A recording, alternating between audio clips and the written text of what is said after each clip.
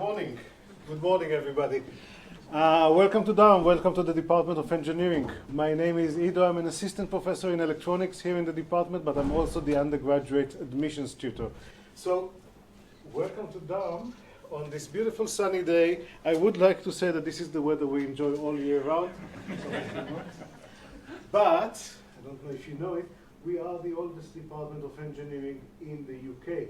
So we've been around since 1838. We were the first to award academic ranks. It wasn't degrees back then, it was ranks, because there wasn't such a thing as an academic degree in engineering. So we started that because people around Durham thought that for engineers, mid-19th century and the future, just apprenticeship is not going to cut it. They need the full, wide breadth of scientific background to be proper engineers and to build and create new things.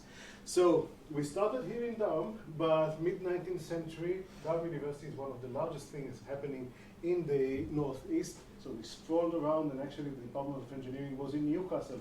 And it wasn't until 1962 when Newcastle University was established in its own rights that we had to come back here. So we came back here in 1965. This building that we're sitting in, called the Christopherson Building, was built for us, so it's a dedicated engineering department building. And then when the department grew a bit, we've added another building that's in 1986, that's the Higginson Building. It's just behind us. You will see it if you stay for the tour.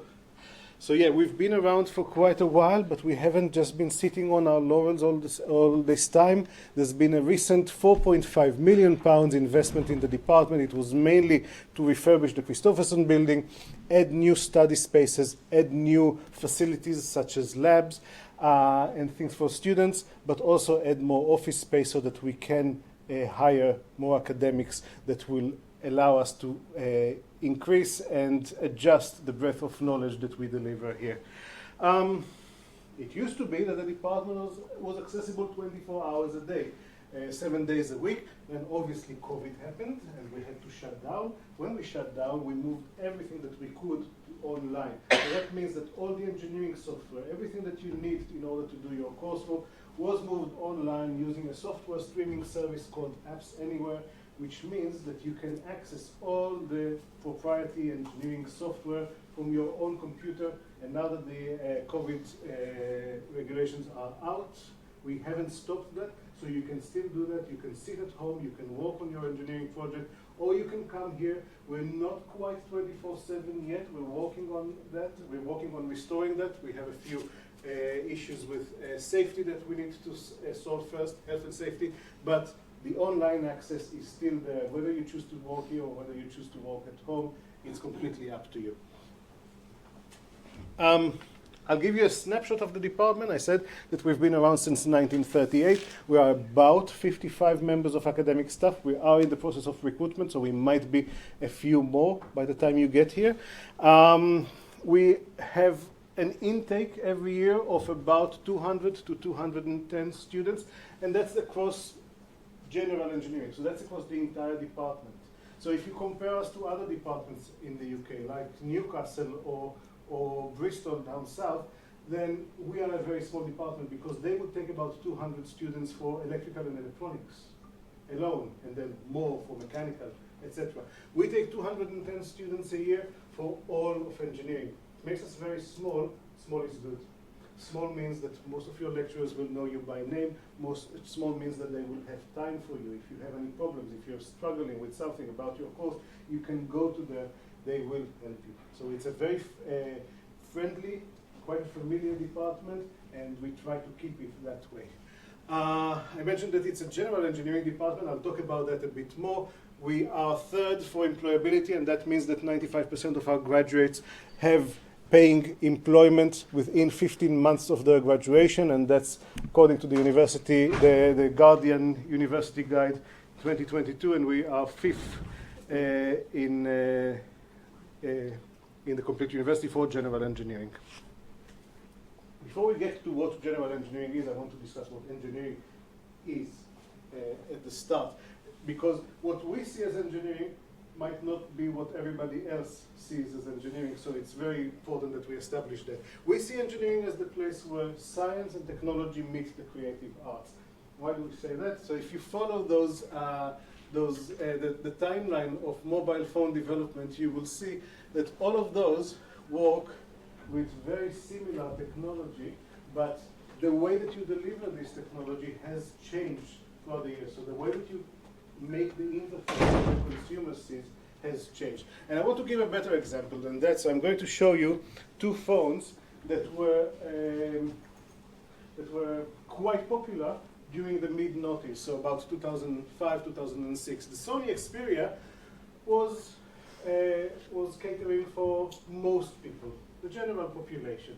And what Sony thought was that most people want to use their phone to make phone calls, send texts, short texts, maybe watch a short video on YouTube. So what they had is a very large screen and a keyboard that would slide out from underneath it. So if you wanted to write an email, you could slide out the keyboard, write your email, and then slide it back in. But we're talking about 2005, 2006.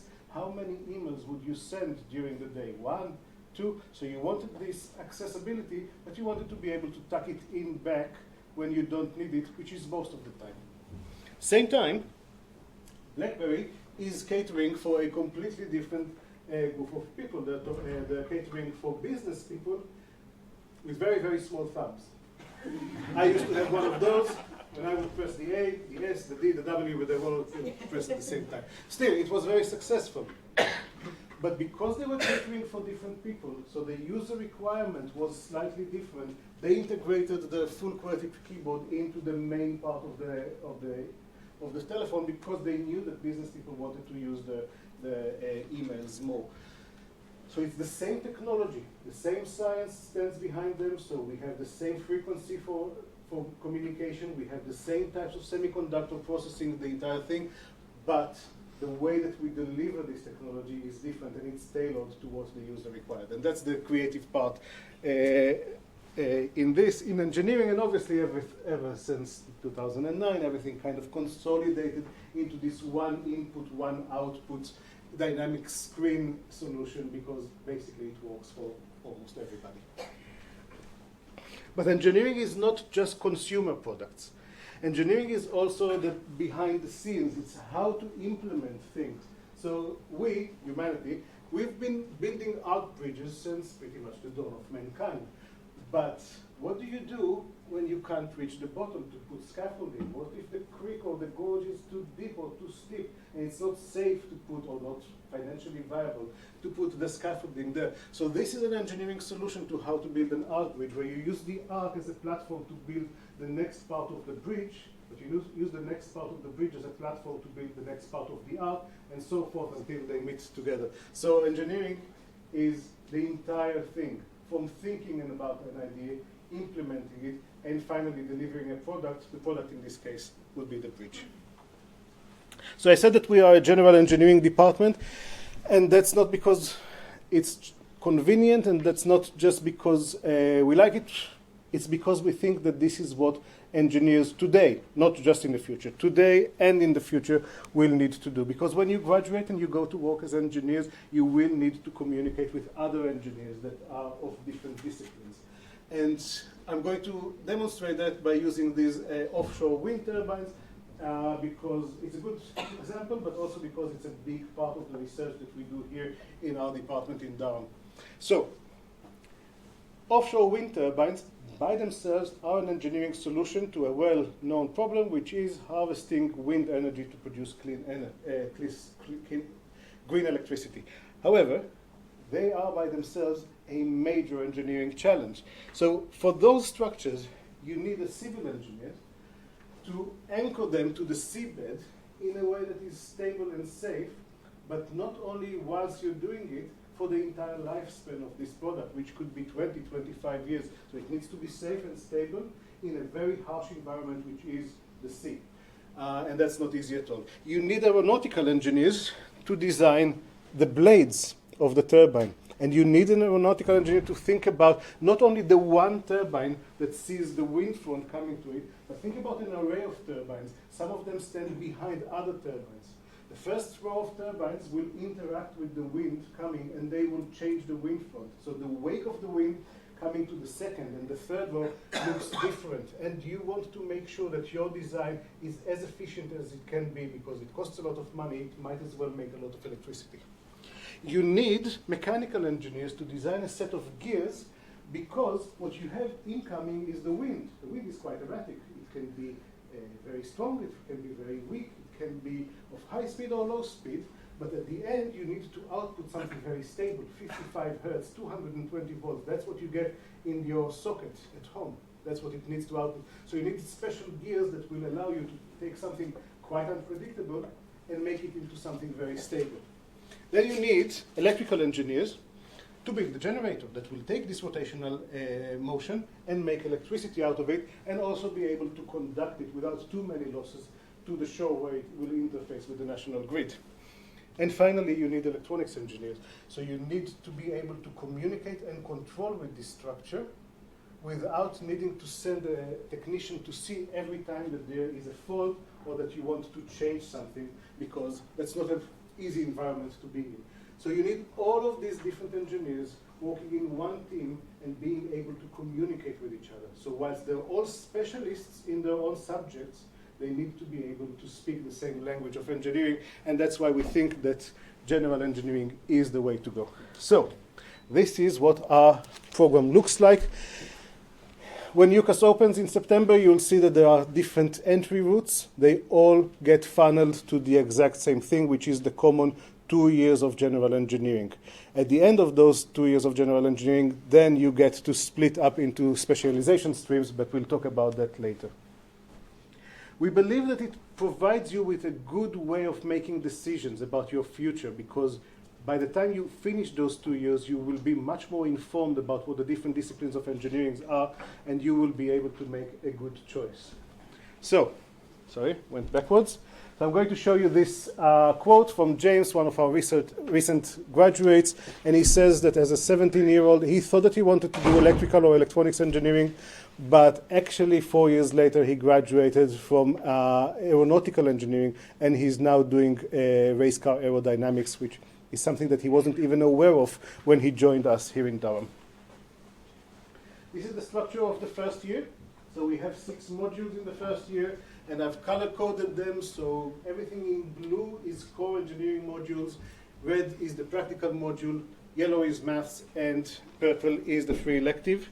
So we start with solid mechanics and structure. I'm not going to read all the contents to you, but this is where you get your core engineering knowledge as a civil or mechanical engineer. And this is assessed by an exam at the end of the year. We then have thermodynamics and fluid mechanics. Again, core engineering knowledge for mechanical engineers. It's also for electrical engineers in some way. And this is again assessed by an exam. Electrical and electronic systems is kind of a combined module, because it has part electronics, circuits and stuff, and part electromagnetism. But it splits in the second year, so this one is assessed by exam as well. We have the engineering practice, that's the practical course. So everything that is of a practical aspect, labs, sketching, we sketch with pencils on paper, because it's a very, very important tool for engineers to be able to express themselves graphically to their colleagues. But we then move to computer-aided sketches, because we need to do that as well. So that's CAD, computer-aided design, programming, coding, design by itself. All of that is agglomerated into this one module, and it's assessed by coursework throughout the academic year. Then we have maths. Maths is really the language of engineers. That's how we do stuff. So if you're doing A-levels further maths, some of these topics might look familiar for you, but A-level further maths is not part of our entry requirement. So we need to make sure that everybody is on a level playing field by the time they finish the first year. So if you're doing further maths, it's okay, some of it will be familiar, some of it will not. If you're not doing further maths, it's perfectly fine. You won't be disadvantaged. By the end of the first year, you'll have the same knowledge as all your peers. This is assessed by exam and coursework throughout the year. And finally, we have the one free elective. It's the only point throughout the year where we let you, well, throughout the degree really, that we let you do something that is not engineering. Because engineering is very intensive. We need you here for the majority of your time. But once, during the first year, we let you choose something else, and you can choose anything. You can choose something from physics or chemistry, computer science. You can choose something from philosophy or theology or history. And obviously, you could do languages. There are only 2 requirements. First, that it doesn't interfere with the engineering timetable. So we can't have you missing solid mechanics and structure because you're busy studying Spanish. And it has to have no prerequisites. So it usually is first-year modules from other departments which don't have prerequisites. There's a full list you can choose from that. And having said all of that, 50% of our students choose the engineering free elective. It's called Computational Tools for Engineers, because they find that this is something that will help them and will serve them well when they do the design projects and the final year projects in further years. So a lot of our engineers just stay with us for the full time. This is what the academic year looks like in Durham. We have 3 terms. The first and the second term are very, very similar. They're each 10 weeks. And you have lectures and labs and practical activities like design and sketching, and everything that is assessed during those 2 terms is assessed by coursework only. Then we have, so the first term ends just before Christmas, the second term ends just before Easter, and the third term starts after Easter, ends about now. The third term has 9 weeks, so it's a bit shorter. It still has lectures, but those are revision lectures only. You will not study anything new. You will just revise for your coming exams. Then there is the exam period. And then for the first and second year of engineering, we have some practical activities after the exam. So if you're coming to Durham to do engineering, please don't book your summer holidays just after the exams. We still need you here for a few more weeks. And I'll talk about those in more details a bit later. So it comes down to about 1,200 hours of work during the year, and that's what you're expected to do. Contact time, so the time that you actually have timetabled things, is about 40% of that, but it's still a very high workload. So we are one of the departments with the highest contact time in the university. The way that we deliver knowledge is predominantly by lectures, but lectures are not the static exercise that we have here. It's not the I speak, you listen. There is that part. There is the point where the lecturers lecture, so they give you the knowledge, they deliver the knowledge that you need to do. But there's also some Q&A. They will challenge you. They will give you some examples and exercise or demonstrate some problems, but they also ask you to participate and see what you can do. So maybe there'll be a short period of work during the lecture. Then we have labs. Labs are there to reinforce the knowledge that you learn in the theoretical lecture. So if you're like me, I learn better by doing with my hands than actually looking at the equations. So it's very important that you understand the theory and then go and play with it a bit so that you can see how things work. It's about 2.5 hours per week, so not 2, and you do activities across all the labs in the first and second year, and you're guided by experts. So the industry lingo is demonstrators. We don't think it's a good name because they don't demonstrate the experiment for you. You do the experiment yourself. They are there to supervise you, so they are there to basically keep you safe, but also to set stuff up for you and make sure that challenge you a bit and make sure that they assess your work at the end of it. So our supervisors are PhD students, so they are engineers, qualified engineers who are doing research in the area that the lab is going on with. So they are indeed experts in the field. We have computing, coding, and for that we don't assume any basic or any prior knowledge. So we teach you everything that you need to know from the ground up. We start with coding in the first year, and we teach you C and MATLAB. A lot of our students choose to do Python as well, and they'll do that either by taking the computer science free elective or by learning it by themselves, which is definitely feasible. But we don't assume any prior knowledge, and we teach you everything. And when you go to further years and CAD and fluid dynamic computation and spinal elements become more important, then you learn all of that from us, so nothing is assumed. Then we have design. Design is really what separates us as engineers from everybody else in the science faculty. Everybody else go to their lectures, they learn the theory, they go to the lab, they practice a bit, and that is basically it. We as engineers, we need to be able to make something with our knowledge. We need to be able to produce something, and this is where design comes to play. In design, in level 1, you are assigned a challenge by the Institute of Mechanical Engineers, and the IMechE assigns the same challenge to many universities across the UK.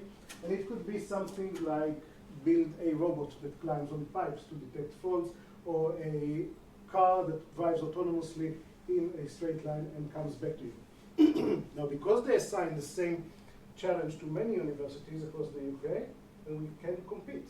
So last year, happy to tell you that we won the regional first place. We didn't do as well in the national, but we have a good track record of winning those in the past, so I'm hoping that this year we might be able to recreate that success. You have about 460 hours of design throughout your degree if you're doing the 4 years. It's quite a lot, and that's because we believe that design is really an integral and central part of engineering.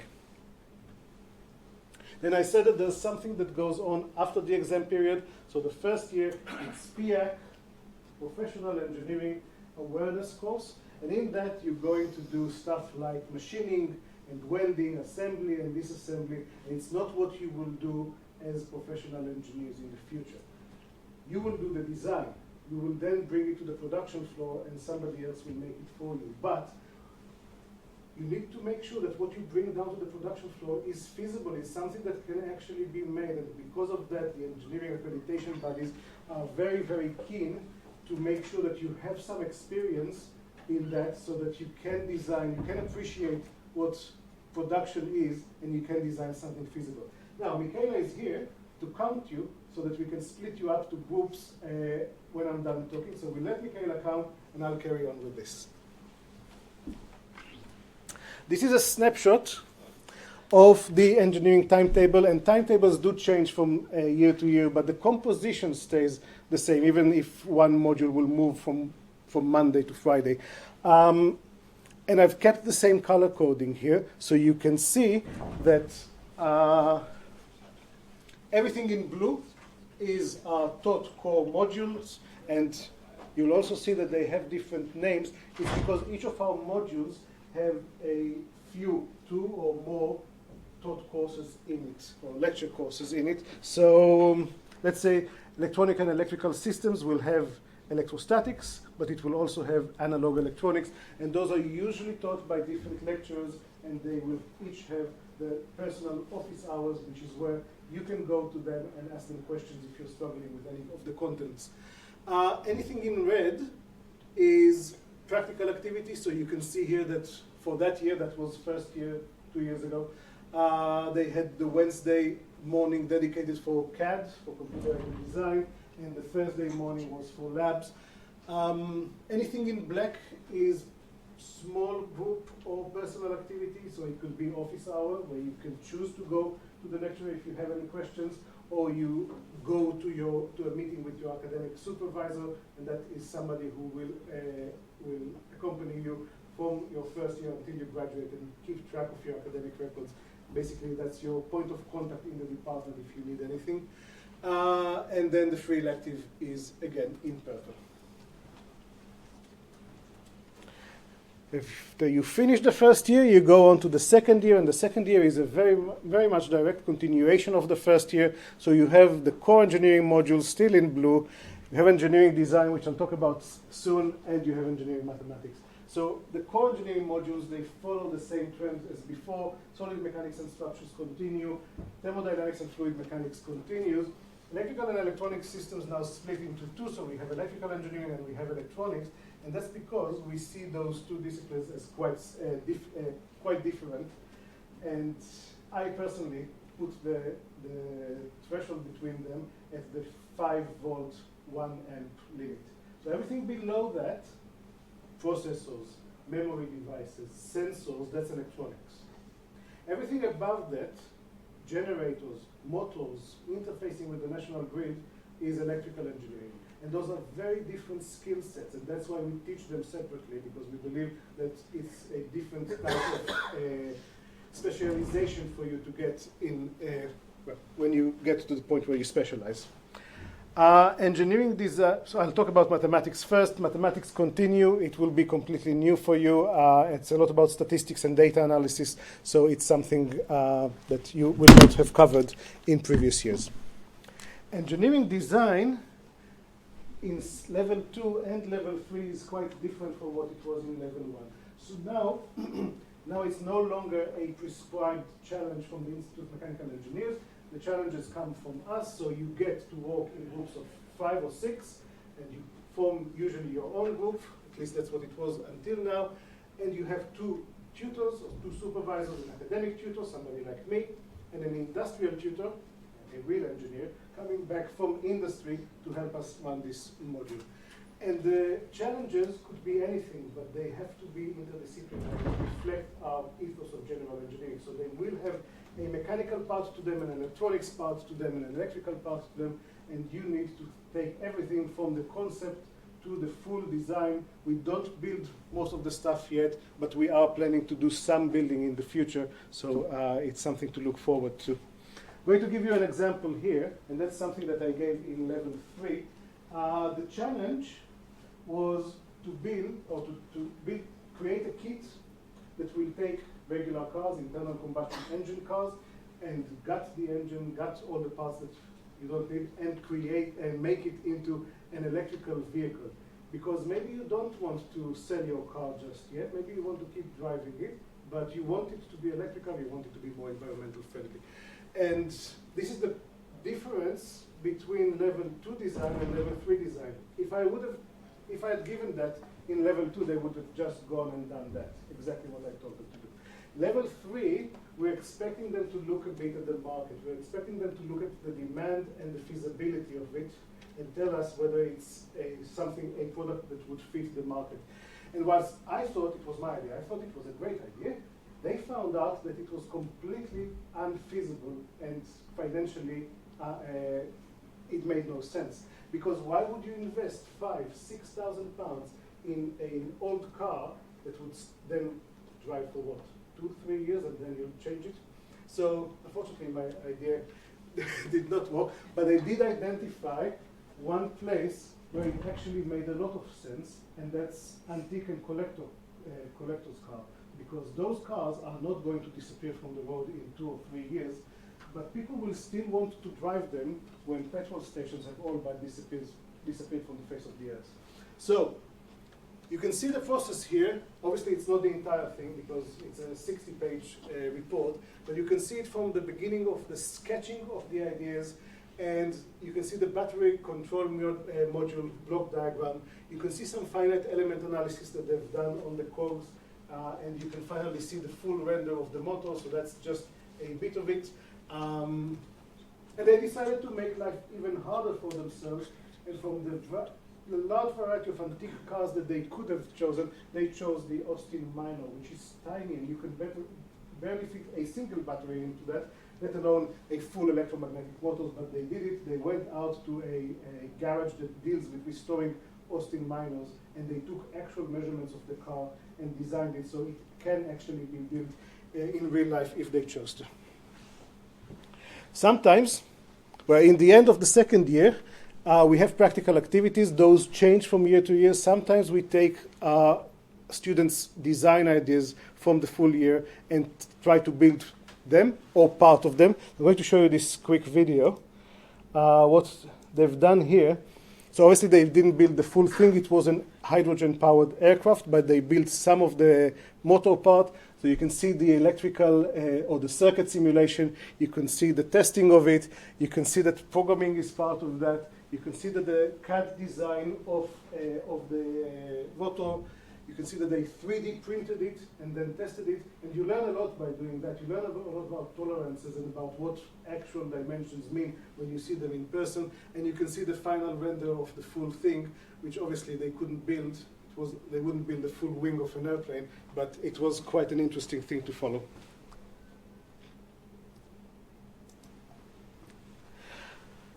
So, sorry, that's the same thing again.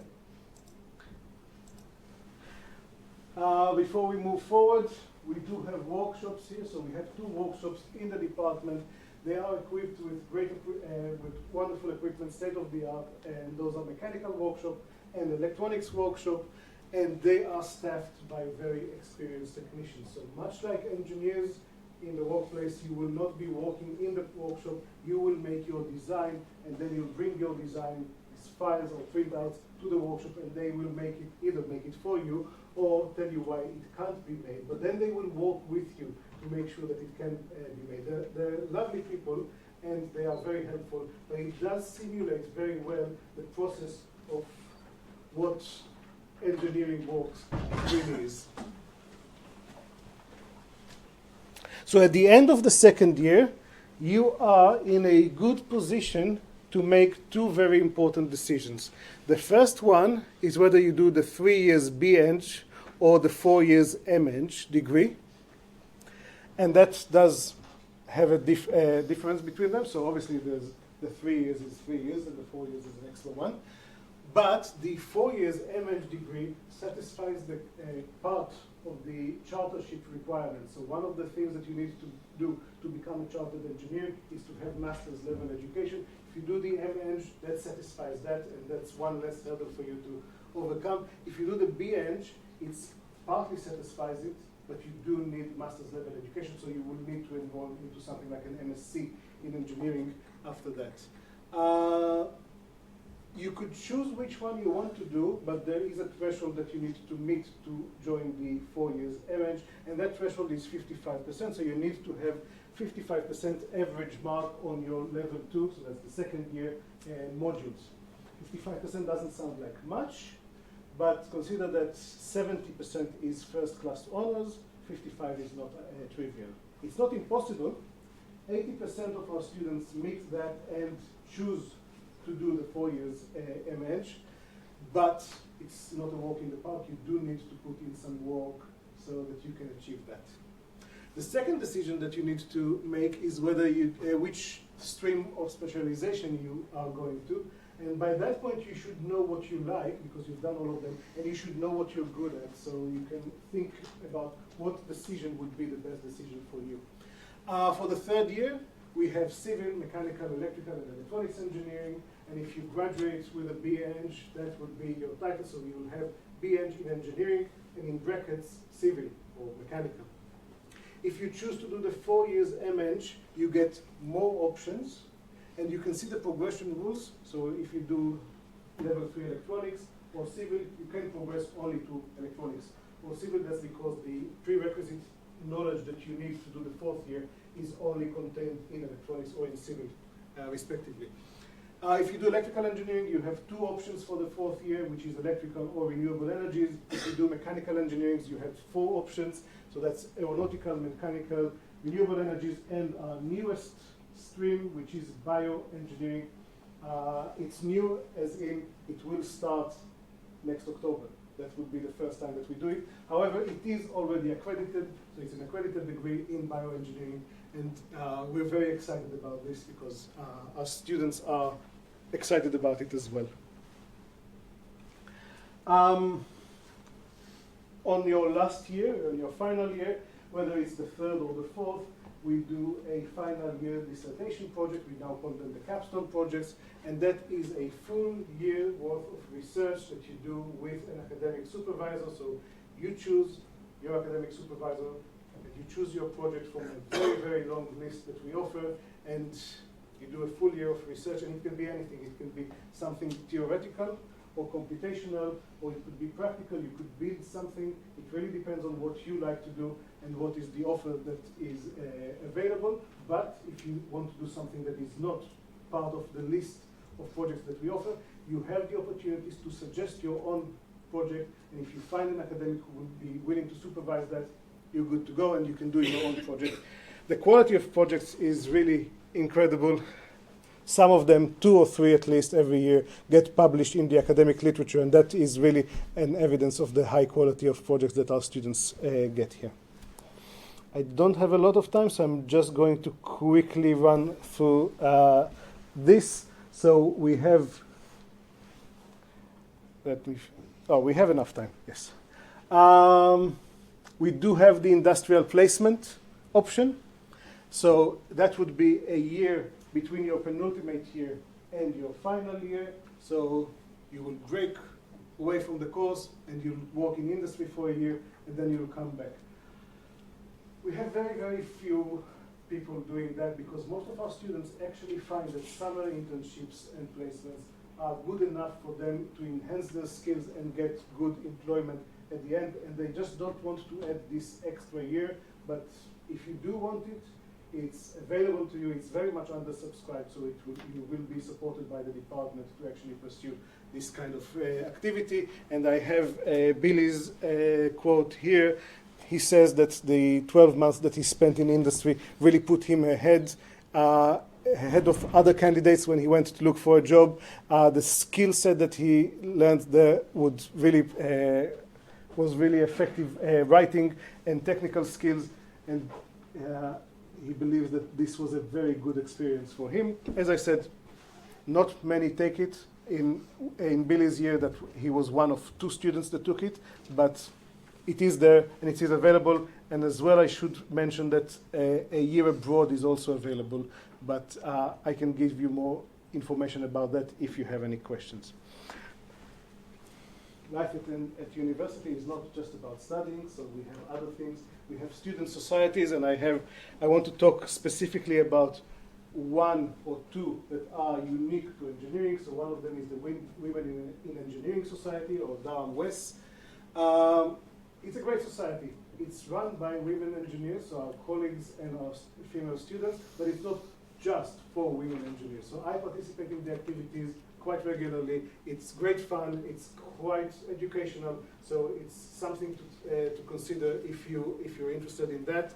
And we have our solar car, the Durham University solar car, which I'm not going to say anything about, even though it's probably one of the most interesting things for you on this presentation. But you're going to see the solar car on your tour. And the team lead, one of our students, will talk you through it. So there's no point in me trying to say anything about that. When our students graduate, they go to different places. You can see the large engineering firms on this world map, and this is up to date until from 2018 to 2021. So the final graduation at least 15 months ago, and you can see the big names: Arup, AECOM, BAE Systems, Jaguar Land Rover. But if you look very closely, you will see something that you might not expect: civil service, consultancy firms, Her Majesty's government, because it's from more than 15 months ago, and Ernst & Young, which is an accountancy firm. It really shows that the skills and the soft skills, like problem solving and quantitative analysis that you learn here as engineers, are really useful for quite a large breadth of jobs that you could find. So even though these are not all of these are proper, what we call hardcore engineering jobs, they are things that our graduates found their way into, and they are appreciated in their workplace. So I have a few more minutes. I want to discuss the main things, and this is how you apply. So we accept applications only through UCAS. Our entry requirements are A-star, AA, including maths, and one of the following: physics, geology, chemistry, or biology. Obviously, we accept we set lower entry criteria for people with certain backgrounds. If you have any questions about that, it's all on the website, or you can email me and I'll be happy to help you. We're looking at your predicted grades, at your teacher's reference, it's very important, and everything else that is there, the contextual evidence of merit, the motivation for degree program, all of that is included in your personal statement. So that is something that you probably want to give some time for. In your personal statement, we're looking to see commitment to engineering. And commitment to engineering could be quite a lot of things. If you've watched a TV documentary or read a book that really ignited your imagination and you want to do something like that, That's something good. We want to know about that. If you like building stuff, or like me, if you like taking them apart, that's something good. We want to know about that. If you're in science club or in any extracurricular activity that has to do with engineering, it's something that we want to know about. But it's not just engineering that we're looking for. If you're doing any kind of team sport, then you're probably a good team player. Tell us about it. It's something that is very important for engineers. Very few engineers work alone. If you're doing any kind of volunteering work, it tells us something about your personal values and about your leadership qualities. That's something very important for engineers. We want to know about that. The one thing I will stress out is that it's fine to talk about specific disciplines of engineering. So you may be applying for different places, and not all the places offer general engineering. So you may be applying for mechanical engineering in other universities. It's okay to discuss just mechanical engineering in your personal statement. It's okay to discuss anything as long as it's one of the things that we offer here in Durham. So the only thing really that we won't accept is chemical engineering, because we don't teach chemical engineering here in Durham. If you want to do chemical engineering, we wish you all the best. I don't think that you will be very happy here doing engineering with us. College allocation. College allocation is no longer part of your UCAS application at that point. If you have relatives or friends who have applied before and they told you that you need to choose your college, this is no longer the case. Once you get your offer, you will be asked to rank your college preferences, and your college will be allocated to you in May. So that is no longer part of the main UCAS application. You can find out more about that by visiting the College Hub on the top floor of the Teaching and Learning Center, which is, if you go that way, it's across the road.